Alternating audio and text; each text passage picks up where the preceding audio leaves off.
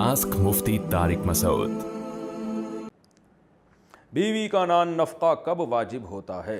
बीवी की रुख़सती नहीं हुई, अलबत्ता मियाँ बीवी वाली मुलाकात हुई है। इस सूरत में अगर बीवी घर से बाहर निकले तो क्या शौहर की इजाज़त ज़रूरी है, और क्या बीवी का नान नफ़क़ा भी शौहर पर ज़रूरी होगा? नूर मोहम्मद सऊदी अरब से। देखिए, मुलाकात हो गई तो इसका मतलब रुख़सती हो गई।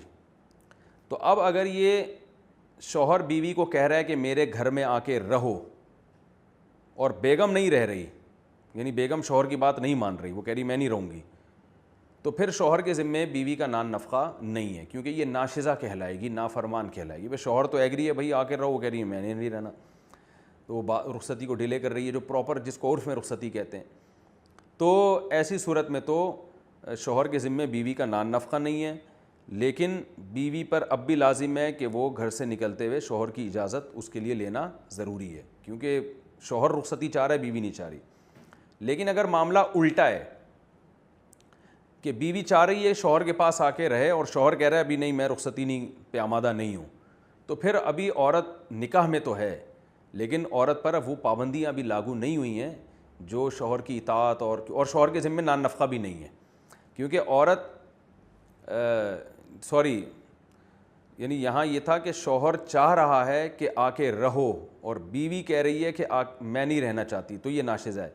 लेकिन अगर बीवी कह रही है कि मैं आपके साथ रहना चाहती हूँ, और शौहर कह रहा है कि मैंने नहीं रखना अभी, तो फिर शौहर पर बीवी का नान नफ़क़ा लाजिम है।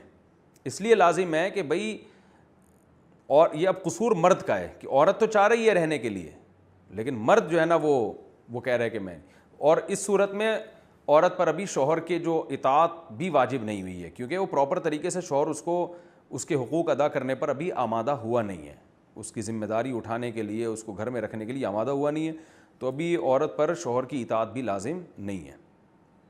यानी देखा जाएगा ये डिले किसकी तरफ से हो रहा है, और अगर दोनों की तरफ से डिले हो रहा है तो फिर किसी पर किसी का कोई हक़ नहीं है, सिवाय इसके कि औरत कहीं निकाह नहीं कर सकती, और बाकी किसी पर किसी का कोई हक़ नहीं है, क्योंकि अभी रुख़सती पर दोनों ही राज़ी नहीं हैं। रुख़सती के बाद अहकाम शुरू होते हैं इताअत, फरमाबरदारी और नान नफ़क़ा वाले। जब तक रुख़सती ना हो तो शौहर पर नान नफ़क़ा भी नहीं है, और औरत पर शौहर की इताअत भी नहीं है। आस्क मुफ्ती तारिक मसूद।